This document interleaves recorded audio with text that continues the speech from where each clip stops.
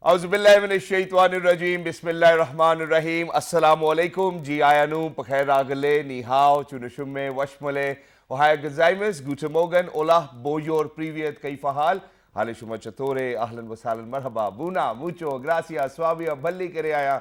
Hosh Galden, and thank you very much everybody for tuning into PTV World. You're certainly watching What this morning. We hope and pray that everybody out there is doing wonderfully well and that you're ready to kickstart your day with us. But first things first, hello Hajra, how are you doing today? Assalamu alaikum, and thank you so much for asking. So, Shahzad was telling me behind the camera that he's not feeling well today. So, what happened, Shahzad? Yeah, I mean, I don't know. And I certainly want everybody else out there to kind of look after this one as well, because what happens is that, there's a lot of... for example, what happens is that you go into an air-conditioned room, you stay there, you come outside, it's too hot outside.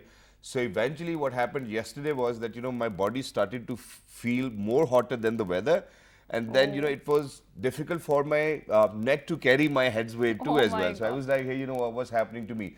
So I just requested Hajra that, I might be on the lighter side today. So please make sure that, you put in your maximum energy too as well. But thank you very much. This is how teams work and this is how the dream works, right? Jazakallah khair. And you know what, Shahzad? So my father was telling me yesterday that it was so hot and it was so humid that, he was continuously sweating. And there came a one moment that he stopped sweating because it was so hot and all the water inside him had already been drained, right? True. So we have never experienced such kind of humidity and heat, especially this is the manifestation of the climate change, that we're constantly talking about and highlighting that issues that we need some more aggressive steps on combating that, right? Exactly. And in addition to that, this is exactly what happened to me yesterday as well, because then I was like, okay, I shouldn't actually miss out on my gym. So I went to the gym and somewhere in between, I felt as if there's no oxygen around me. And I was like, why can't I breathe? Can somebody please open up the window? And everybody else was fine. So I then realized that, hey, you know what, I've sweat so much that probably, there are no minerals left in my body as well. So then please make sure that for people who are actually going to the gym as well, use BCAs, they will give you some sort of electrolytes boost as well. This is something which you do require. Make sure that you drink some mineral water too, because that will actually help you keep yourself hydrated. At least minimum 3 liters of water you really need to drink as well. And if you think that you're more thirsty, have some shakes, have some juices, have some watermelon. Watermelon is 90% water. And that's what I did exactly yesterday when I woke up at 2 a.m. in the night. But it's all right, and then I slept perfectly well. And one more thing, Shahzad, that I would really like to add is that, since we're talking about humans, so we also need to look out for those that are voiceless, when it comes to birds and animals and, other beings that are living in the planet. So if you have some crack pots or stuff like that, please put it out outside your home and put the water in it, because they're so thirsty and, they are so longing for the water, right? Yeah. We are longing for the water, so, they are even voiceless. Yeah, and don't drink a lot of cold water as well, because these days the rash is very common as well. So please make sure that you do not do that. And while you spoke about how we really need to be very careful about all the other beings too as well, please make sure that you do not put that water under sunlight, direct sunlight. You make sure that you put it under some shade so that the birds can actually come, relax, take a shower, do whatever. It's a wonderful sight. My mother and my father, they always make sure that we do have something for the birds and other beings too as well. So it's very fascinating to see them dancing and, so, in summers, so it's just across my room's window as well, where I'm able to witness them, dancing and, doing that, bathing within those pots which are out there as well. And it just feels fantastic. But other than that, there are other people who are thinking about people too as well. Imagine such is a story which we will be sharing with you. So for all of those people, for example, guards, the support staff we have, imagine that, from one area to point A to point B, if they have to go, either they have to walk or either they have to use their bicycles or motorbikes too as well. So this university came up with a brilliant idea where they gave their support staff electric bikes for free. And they wanted them to travel on that so that, their life is more easier. The visuals are right in front of you as well. And I want every university to kind of do so. So imagine we are happy to introduce e-motorcycle government at Government College, University Lahore for our guards and dispatchers.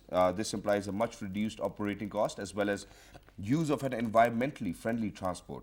Soon we will be installing a supercharger for the e-vehicles at our university, thanks to Jolta Electric for their subsidized price for these bikes. I have a very interesting story to share over here. That interesting story, so imagine, I always used to put up loud music in my car. Okay. And so then the university didn't allow me to park my car inside the university premises, so I had to walk at least 2 kilometers or 3 kilometers to go to my class as well. Obviously, it was my mistake, but imagine if we had electric bikes back then, I think it would have been easier and simpler and would have consumed lesser energy, because all the energy was used in walking to the classroom and coming out of the classroom. So while we were in the classroom, we certainly didn't have any energy left too as well. Please. So moving on to our next news, where the ambassador of the Republic of Kazakhstan to Pakistan, Yerzan, has visited the PTV News building and was undertaken on a guided tour of the various sections and department of PTV. So you know what, Shahzad, I really like, you know, how PTV has preserved, you know, its history, especially with a little bit of the museum that they have and with the small cameras, and it is so fascinating to see, you know, this is how the era has progressed with the upgradation in the technology and stuff like that. And also the Director Current Affairs on Sahi Saab, Controller PTV World, Harun Lahitur Saab and Deputy Controller Jamshed Sultan Saab and other senior officials of PTV accompanying the ambassador of Kazakhstan to Pakistan. And during the conducted tour, Ambassador Yerzan was given briefing on the technical departments as well as the functioning of PTV World and PTV News newsrooms. Visiting dignitary lauded the professionalism and efforts of PTV Network and employees. He spoke to PTV World after the visit. Let's see what he has to say. In general, I must say that we have a great potential to develop cooperation between Kazakhstan and Pakistan.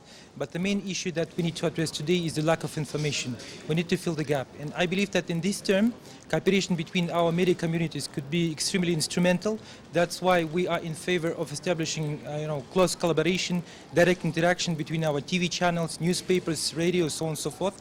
That's why we are planning to arrange, inshallah, in August, the visit of our Minister of Information to discuss all these issues. Since the PTV is the leading channel of Pakistan, we believe it is also very important to engage and to establish collaboration between our national TV channels.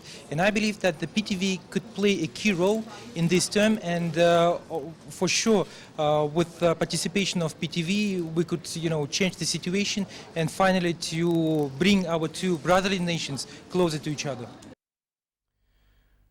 And it was indeed a pleasure to host you, Mr. Ambassador. And the best part over here, in fact, the good news for us is that, for the very first time when he came to PTV, he came to World this morning. And it was lovely to be in conversation with him, a beautiful human. And he definitely did talk about how, our national television and their flag carrier can cooperate and have programs amongst each other as well, which obviously we're looking forward to. You willing to go to Kazakhstan? Right, of course, why not? Why not? And a lot of people from Kazakhstan are willing to come to Pakistan as well. And yes, this is something which we are looking forward to, inshallah. And of course, there's a lot of focus on cross-cultural communication, and what best way to start with the collaboration between the media and the state channel. And so now moving on to our third news, which relates to weather, because it is extremely hot, but I think we have some good news. Yeah, go ahead, share the good news. Pakistan Met Department has advised the relevant authorities to remain alert in the wake of monsoon rain starting from today in most parts of the country.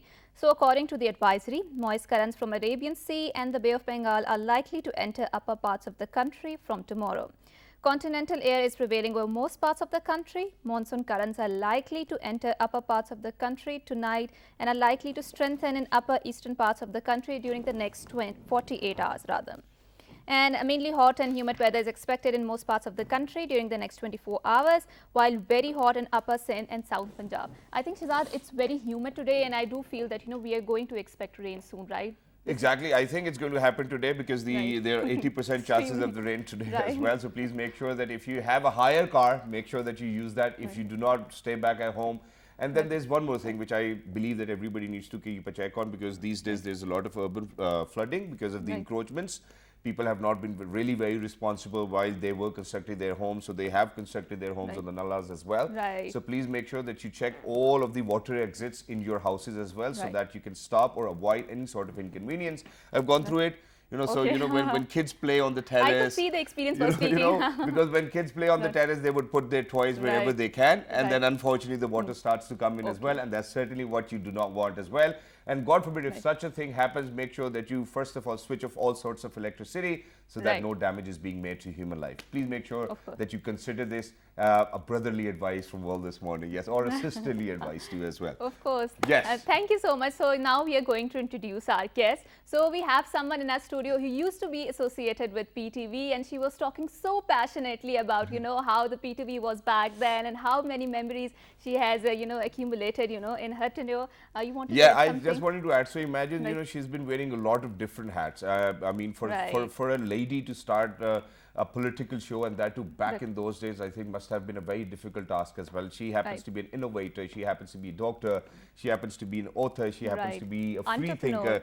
She's been to more than 30 different classrooms. So I mean, she's been learning, unlearning, and then learning again as well, which is why, ladies and gentlemen, we certainly wanted to share the experiences and the wisdom of this wonderful, amazing superstar from Pakistan, ladies and gentlemen. She happens to be Dr. Rakshanda. Hello, assalamu alaikum, good morning, how are you? I'm good, thank you. I'm really touched and overwhelmed by the introduction. Oh my God. You truly deserve it, you know, you truly deserve it. I mean, I know that a lot of people might not like it when we say that, you know, we grew up watching you, but certainly that's a compliment for you, and we would certainly want to respect you that way as well. Thank you very much, first of all. But first things first. You know, so your journey from back in 1995, from where you started television, and then, you know, there was a lot of stigma of women working for television. There were a lot of different names women were called with or men were called with while they were working for television. Even we have gone through that as well. You know, people use different terminologies and whatnot. But obviously, it seems like now that when we look back at your life, that you have had a very dedicated, focused career or your span of life as well. How did that happen? How can somebody have this vision somewhere back in 1995, and now today we're asking you this question? And how does it feel, you know, walking back again in the same institute that you used to be working, you know? Is it any different today? Right. Of course. Of course. But the flash of the I mean, you have grown up and I'm going old. You're still the same though. Right. Yeah. So first of all, thank you PTV World, and all the teams and leadership who thought about that why not invite someone from the past, and because Google cannot answer everything, and especially from my days when there was there was no preservation. So we were on live, and if somebody recorded, or I used to record to see myself, to improve my performance on VHS tapes. So they are gone. So people say, hey, are you on YouTube? Can we watch it? And were you really there? And then somebody like you who said, yes, I think my uncle saw you. And well, you're one of the very young people who admitted that they have some faded memories. Otherwise, I see very old people say, madam, I used to watch you when I was very young. I said, I also started when I was very young. So yeah, time flies, and it's a journey, as you said. It's a journey, and we are all traveling.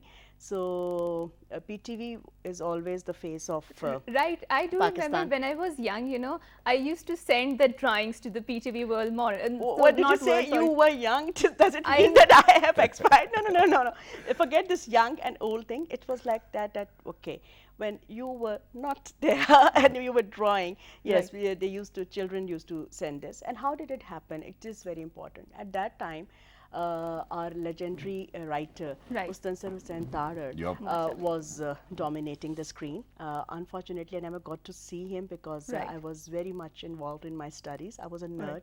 Very, very boring stuff, and not at all socializing. Although I used to be cricket maniac one time, but once I decided to pursue academic career and to go to a medical college, I decided to shut myself from everything. So I said, okay. So television was never in my vision, as you said. Of course, I used to watch Hasina Moin's dramas and Starsky and Hutch and late Saturday night movies. This was all happening on PTV, which is perceived as not so liberal. I mean, still, or as any state television. But I wanted to remind our younger viewers, perhaps, or those who remain, captive of this popular perception that PTV is not so modern, that PTV was always very modern. Was always very liberal, was always very, very, determined to break all the stereotypes. So, well, cutting a long story short, at that time I was going through a lot of transitions in my personal and professional life. And while searching for a job, as you see, that doctors today are also on the street protesting and there is no job structures. At that time, of course, there was no structure. So this thing hasn't changed. I looked at the advertisement from PTV, and it said that they're looking for young people who can speak relatively better. I mean, I don't know, because what is the criteria? I mean, because after experiencing, like I have learned that it is better not to be able to speak much and listen more. So but today you are the guest, right? Yeah. So we are listening. Yeah, but so I just applied, and before that, actually, I applied for the post of television producer, because then ETV was started. Yeah. And then after a few months, actually, I got a call from PTV. So I thought that I am shortlisted for the post of the producer, because anchoring, and I mean, that was very remote possibility. And the woman producer, who is my mentor, Ms. Nargis Hashmi, said that, do you have any experience of anchoring? I said, yes, I used to, you know, be a debater in my college days. I used to hold college functions, but of course there was no television experience. Okay, she said, okay, come over. So I came to see her, and she looked at me and she asked about certain things and said, we will call you if needed, and drop a picture. So I don't have that picture, because that was very conservative era in that time. So I dropped a mid shot, that the picture I was having was the one that I was also giving to all the job recruiters that time. And then I was like full-term pregnant and the mid shot was there. So you can imagine that was the picture that was sent to PTV. And this still went through, right? Yeah. So once then I received another call, and I was invited. So there were 400 contestants, and they have to select only 4 people, because they were deciding that they will you know, revamp morning transmission, and young people would be introduced, and so they would be like, you know, like the you guys are paired. This word is so common. This word is so common. Young people. Revamping the morning transmission. Revamping. I've gone through it so many times. I so cannot even even they tell you. asked for, you know, they did some brainstorming, and I think I was one of those who agreed on the name, or I think I suggested Roshan Pakistan, and I was somehow chosen as one of the 4 young people. So 2 women, I was one of those, and 2 men, and those men had their experience with FM radio, so they were already stars.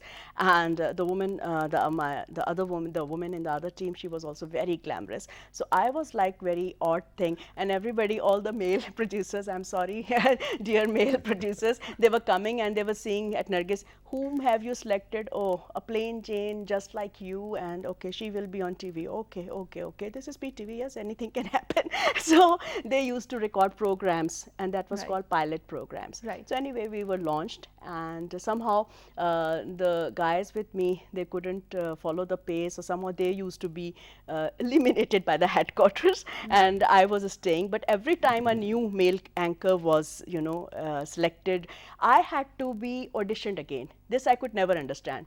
But I now look at it with very pride that, okay, I gave so many auditions and only through a competitive process. So I was not one of those who was just picked up. लड़कियाँ कहती हैं, उन्होंने मुझे देखा और देखते ही रह गए, and you know, और लड़के भी कहते हैं कि मैं इतना smart था और इतना मैं अच्छा popular था. No, so I was always somebody, you know, who was tested and auditioned, and that's all. And obviously, you know, with such a hiring, you always are very content with the kind of work you've done too as well, because you know you were always on merit, and it gives you satisfaction.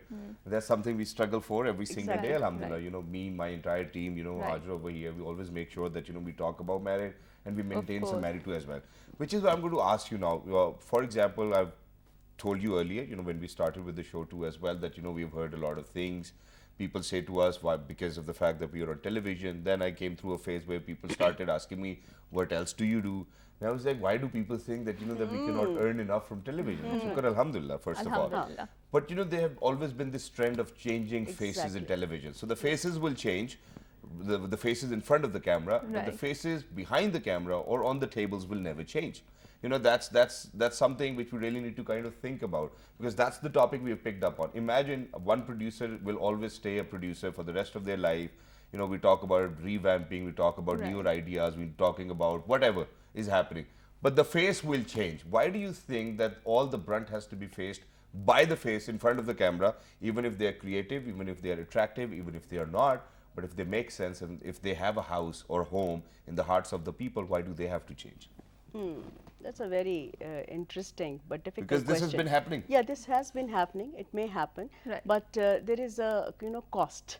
There is this is a choice, because when we choose to be in the limelight or being recognized, Yeah. then it is not only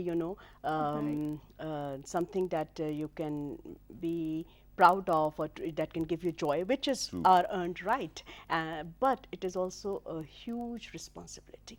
Because when I started appearing before the camera, and the response, because at those days there was no social media, new age media, so people actually used to write letters, or they used to visit you at the gate of the PTV, because guards won't let everybody entering here. Sometimes for they the don't our even let secu- us in. Yeah, and it was because they used to ask, because once I said something about advancement in medical technology that would enable people who cannot walk. Right. And I received so many responses, and people were coming to my house. I mean, somehow they discovered where do I live, and they said, I have a kid who cannot walk. I have a daughter who lovely. lost her limbs in an accident. Can she walk? And I realized, my God, it's such a huge responsibility. powerful I words, should. right. Then I came back again to the camera and said that, look, that Right. was on the part of the research that I read, but this is, in a very preliminary phase, and I will come back to you. And I decided that I have to be very, very careful. There were no researchers, you see, there was Right. no Google support. So it was all us, and the producer used to Right. say that we have hired you thinking that you are educated people, so it's all your responsibility. So Right. you see the confirmation.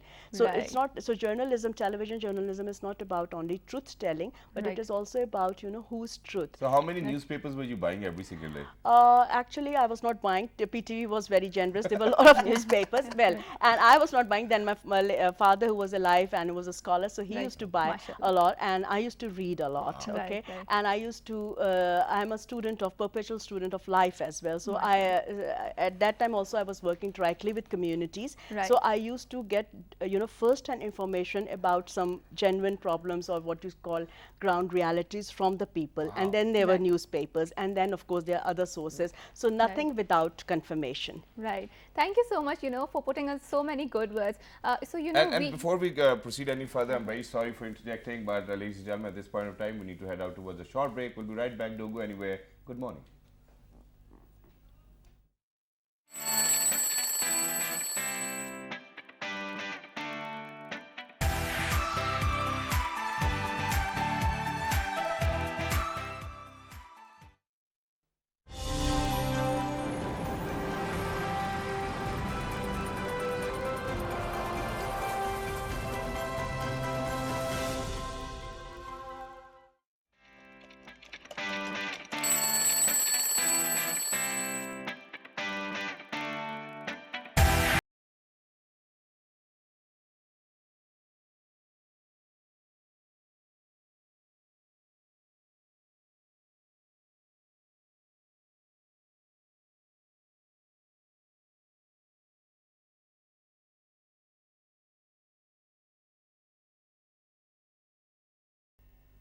Welcome back again, and we were in conversation with Dr. Rakshanda, who happens to be a former, anchor of the PTV. Ma'am Rakshanda, I really wanted to ask you, because you were talking about the emotions, and how people were so much attached with your show and with the research that you used to put into the show. And we had a guest, earlier on here, and she told me and gave me a very hard life lesson that you guys have access to knowledge but not wisdom. You guys have access to knowledge, but there are not emotions involved in it. And like you mentioned that people used to go to so much effort and pain with the postal cards. They used to post it, and then it used to come to PTV, and then you used to show that. Now with the advancement in the technology, it's very much easier to give feedback, but I do feel that people sort of recede back and held back. Why do you think so? In your opinion, what has changed? See, change is something, as we say, it's always constant, and technology is responsible Right. for the Right. change. That Right. is good. Right. That is very beneficial, Right. but that has also some side effects, because it's up to us how to use it Right. and how to abuse it, and Right. whether it is used to give voice to the voiceless, or it is used to silence the marginalized communities. Right. Exactly. And in addition to that, towards the end, there's just one simple thing which I would want to ask you, and that is that sometimes I've obviously been thinking about it. Sometimes we are very emotional with the situations in life too as well. So you sometimes tend to learn that, hey, you know what, I really need to keep my emotions out of it, because emotions at times will always make you vulnerable. So you, since you are a teacher of life too as well, do you think that emotions should always be a part of your personality, or do you think sometimes it's best to keep them aside? I'm a student of life, and I'm not a very good student. But you know, this is where we want I think wisdom you're to come just out. being humble. This is where we want the wisdom to come out. Yeah. So, and I think I'm not saying it out of humility. I mean it, because I'm still learning, unlearning, and every day when I think, because sometimes people say, "Hey, no, you are so old, and don't you know this?" I mean, they think that you should have known. So I say I'm growing old for the first time. That's a So good message as well. I really didn't know that. I mean, how to act, or so as writers and Sufi poets have always, advocated, and they have written that this world is a trick shop, actually. Right. And we have to trust people. We will be betrayed. We will be, we will be making errors in calculations, but keep trusting. Keep, Keep at it. keep exploring. Just be careful. So this care is called, emotional intelligence. But without emotions, then you are not a human being. You are a robot. And even, science movies have shown us that when even robots, they also started having emotions and like seen that. a few fiction films too. As Yeah, well. Yes, fiction that's film. true. Yeah. Right.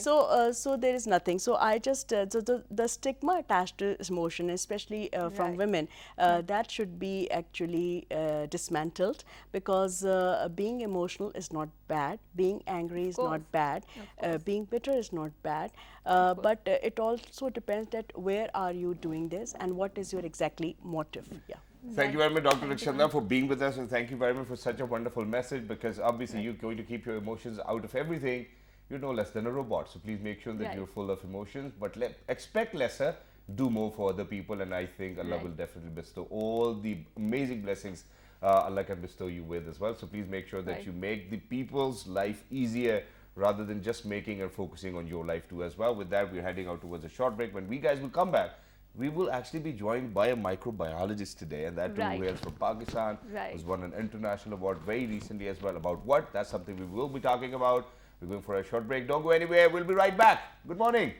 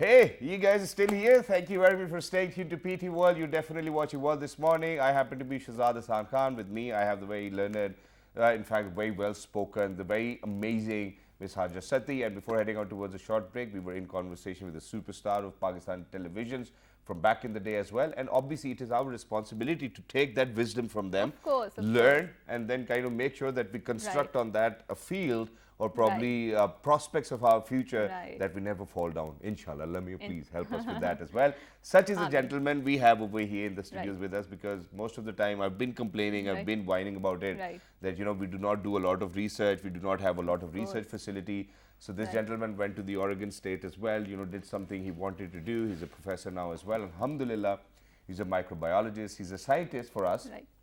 And there's something very special to him, and that is that he just very recently won an award, and the competition was all about Project Vision 2050. It obviously entails all the SDGs as well. And how did he do that? What did he do is something which is beyond our comprehension. So, rather than us talking about it, it's better that we kind of introduce this gentleman, and then we kind of ask him whether what did he do which Right. is so phenomenal and amazing that he actually won an award for himself and then the rest of Pakistan as well. So we're very lucky that we've actually been joined by the assistant professor of microbiology, and he happens to be Dr. Waseem Sir Joseph. Hello, sir. Assalamu alaikum. Good morning. How are you? Walaikum salam, sir. Thank you so Sir, much. thank you very much for joining us. It's wonderful to see people like you from Pakistan, you know, who are always making sure that they're going to contribute to the country's prosperity. But first things first, what was the project Vision 2050? What did you win, and what was the sort of research you did? Because it has to do a lot with biosecurity, biodiversity. So please let us know. Okay, so the project was basically focusing on the microalgae based technology for the carbon dioxide removal. Okay. Because carbon dioxide is a pollutant which is invisible, and it has a lot of impact on the climate change as well. So as per the Paris Agreement, despite of the to keep the temperature below 1.5 degrees centigrade, it's continuously increasing. Right. So this technology is basically focusing on how to sequester the carbon dioxide, and it's the algae is the right candidate, I think, to sequester the carbon dioxide. So that the project was solely based on the microalgae based technology, and it's like microalgae based technology is like a win-win, because the other sector like pharmaceutical, biotech sector and food sector can also grow with this. All right, and in addition to that, obviously, I would certainly want to kind of, you know, share some statistics, because, you know, 50 billion tons of CO2 is being produced every single year all over the world.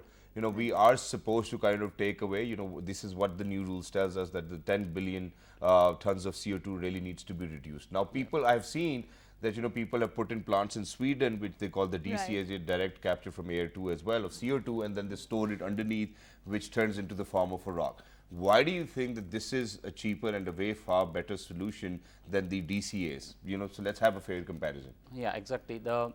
According to the Intergovernmental Panel on the Climate Change, we need to sequester 10 billion of the carbon dioxide each year. And to achieve this data, we need to grow. The carbon market should need to grow at a growth rate of 55%, which is quite huge.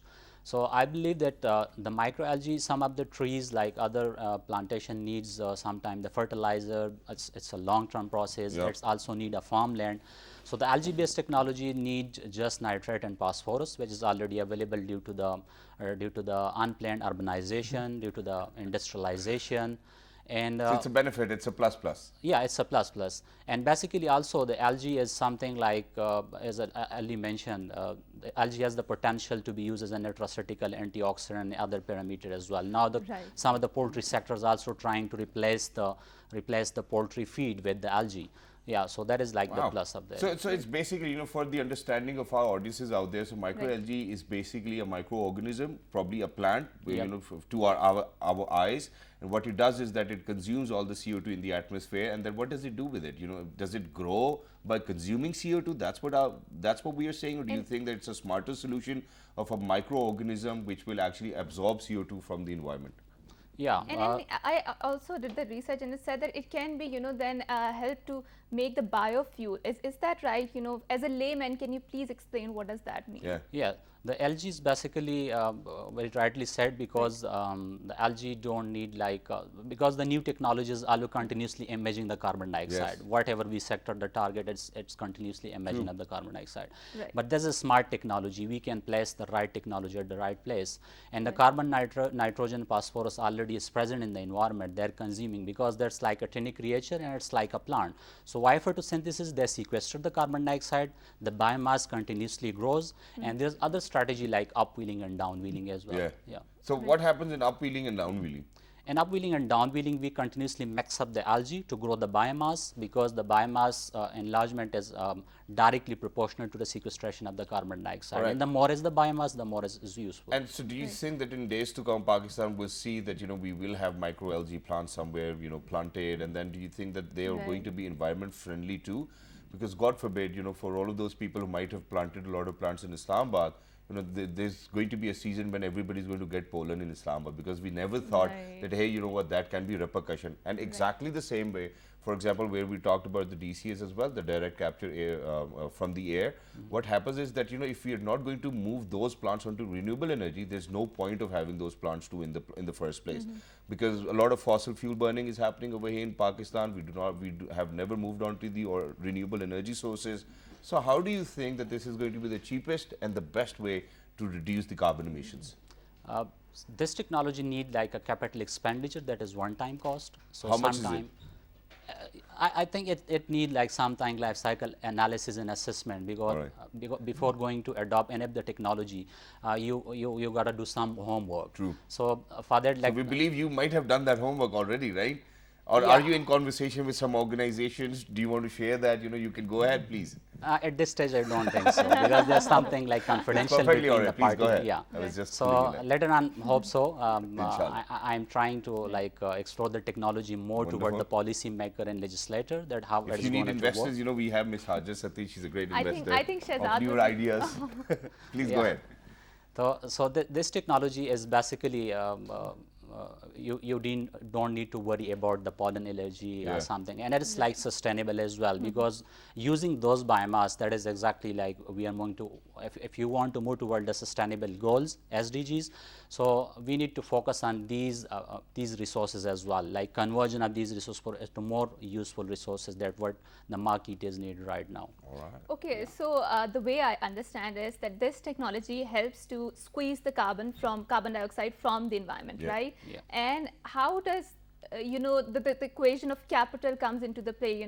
How is it a money-making enterprise? Because definitely when you go into the market, the first thing that is important is how much money will a particular technology make? No matter how much green is it in its very construct. Because we're stuff and- talking about a plant here now, so Right, it is right. so Of course, if hard for someone us is- to comprehend Right. whether there's going to be any cost of it. if someone is investing into that, how is it a profit-making institute in that sense? Totally depends on Yeah. how much CO2 you actually extract from the environment. That's a money-making business in days to come.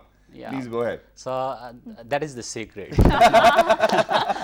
Okay, So, nice answer. yeah, the word is now right moving from the to the carbon credits, and that is the emission versus the sequestration. So there are two types of the market. Some are going to reduce the emission, that is not realistic. Right. But the other sector which is focusing on the sequestration using those carbon dioxide, and as you mentioned about that, how it going to be sustainable, who will be the end Right. user. So there are a lot of organization, and now the EPA, like Environmental Protection Agency, and other organization now trying to Make sure that, make sure, people- yeah, they want to make sure like there is no toxic chemical present in the wastewater and the Right. effluent, because due to urbanization and in the fertilizer, a huge amount of fertilization, the nitrate and phosphorus that is present already in the water. So the algal bloom, the toxic blooms are also like growing continuously, and that is going to affect your marine ecosystem, like the fish toxicity and all that. So it's also one of the smart strategy to remove the nitrate and phosphate. Right. So the company will obviously reach out the right people and the right companies that who want Is to it adopt this happening technology. anywhere in the world? Yeah, exactly. It's happening right in the And developed such is an countries. example which I will obviously Right. share, because your point of blue economy will get better too as well with that, where we talk about fish. Yes, Yes, obviously. yes, exactly. White meat. But now let me share an example. So imagine in Europe they have these vending machines that you put in your plastic bottles, Okay. and they give you euros, right? And it's great. So for Right. whatever amount of plastic bottles you have, you collect them, you go put them in those recycling machines, and you get euros out of it. Wonderful. Now imagine same is the case with carbon credit. So companies like Audi, Apple, Microsoft, all of these companies, what they do is that they pay companies to come in, extract the CO2 from the environment, Okay. and all of those digits are added to their credit, which they can then kind of go and while we check out, we can get the money back too as well. So I Right. think it's beneficial, it's corporate social responsibility, and this will be a big market in days to come. But once obviously we will Right. witness mushroom growth, the competition is going to bring down the prices too as well, which will eventually be helpful. Yeah, exactly. Now let's talk about in this sphere, because when we talk about fossil fuel burning, where 50% of the fossil fuel burning, we are doing that to generate electricity, probably 54%. Right. 24% of it definitely comes from dams too as well, and then 7% from renewable energy sources. Now what I wanted to ask was that we as Pakistanis have been affected the most with climate change, and we have seen how we have had heat waves in Pakistan, which we never thought of earlier too as well. So don't you think that it will be beneficial to have that microalgae over here in Pakistan being planted and elsewhere as well, so at least we get to breathe in some fresh air, and that we do not in years to come witness the heat waves? And do you think that you will certainly have a talk with government officials to do so, because that's the need of the hour. Right. Yeah, exactly. Last year, I was just curious to know about the smog issue as well along the highways. And I read an article where Singapore's there is a startup who is working on the microalgae based technology and installation of the microalgae along the tunnels on the highways, and as well like one of the effective strategies. So yes, it's going to create an impact, and for the developing countries like Pakistan, yes. And when will it happen? So because you are the guy we're going to talk about, because you are the one who actually won an award. You are the one who came up with this idea, hey, you know what, this is going to work best for the world. And we believe that it's going to be a cheaper solution as of now. So what do you have to say that, how long will it take for us to kind of adopt this system? Because earlier, when we talked about renewable energy sources, now people are talking about solar, where 10 or 15 years ago, everybody was saying that, hey, you know what, we should rather install them. We do not have an electric policy as of now, which is in great shape as well, because when we talk about Muhtarama Benazir Bhutto Sahiba, when she was the Prime Minister, she came up with the first policy as well. Then obviously Mian Muhammad Nawaz Sharif Saab, and then later on we had those rental power projects in the People Party government too as well for, for electricity generation. So there's been a lot of problems, but we do not have a comprehensive strategy or policy as of now. And this is, I'm quoting Arsalan Saab as well, because he's the one who's the author of this article. So how long will it take us to adopt that? Because initially we do not listen to people, which we should have. We recently feel, me and my father, that we should have moved on to solar. But how late are we on this? I think there's like bridging the academia, government, and industry. So right now the HEC and other organization is working on it to bridge, to reduce the gap between the government, between the academia and industry. So again, it's like the well, and it's the power like to create an impact. So it will take like most probably more 6 months or a year, as I assume, because reaching to the right people to brief them about the technology, that is also one. Because whenever a technology or whenever industry want to pitch in Pakistan, so sometimes the regulatory affair are like bit that may create a problem. But you need to reach out the people and brief them about the technology, and also to tell about the plus, that what is the positive impact of this technology. And then towards the end, how does it grow? This is something which I would certainly, I know that it might certainly be a secret, because you certainly want to have a business development process based on this very idea of yours, and we want to wish you best of luck. But do you think it has all of those prerequisites over here in the country to grow it? Yeah, I think they just need like nitrogen, phosphate, and carbon dioxide. If you need to grow in our air, anyways. Yeah, that's in the air. So does it grow naturally? Yeah, it's grown naturally, because the technology is not like a cost effective. It's cheap because you don't need to feed the algae from the outside. Everything is present there. The trick is like how to find those algae. That is the one which actually absorbs. Because sometimes you need the nitrogen and phosphate ratio, the right ratio. Some of the strain like are intolerant toward the nitrate, some are intolerant toward the phosphate. So the right one. Yeah, the right match needs to be right there. ingredients. Yeah, exactly. And you certainly happen to be that gentleman who found the right ratio, right? It's supposed to be like, whereas is it a 60-40 ratio? Is it a 70-30 ratio? Is it a 50-50 ratio? What is it? To be honest, I don't know at this stage. I'm sorry, I was just messing around as well. But congratulations to you. You certainly have spearheaded into a newer direction with coming up with such a technology which is going to be helpful for the rest of the world, not just Pakistan. And then at the same time, it will help people have a better lifestyle, healthier lifestyle.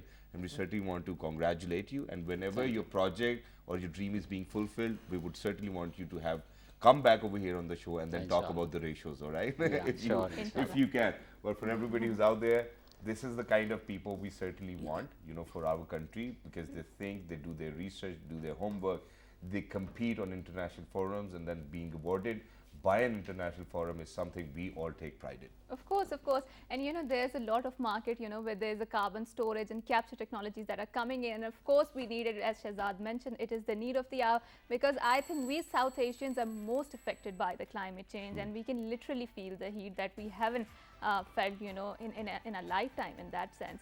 So until next time, we will come again with another episode, with another research, with another program, and amazing guest. Until that, it's a goodbye. Goodbye. Good morning.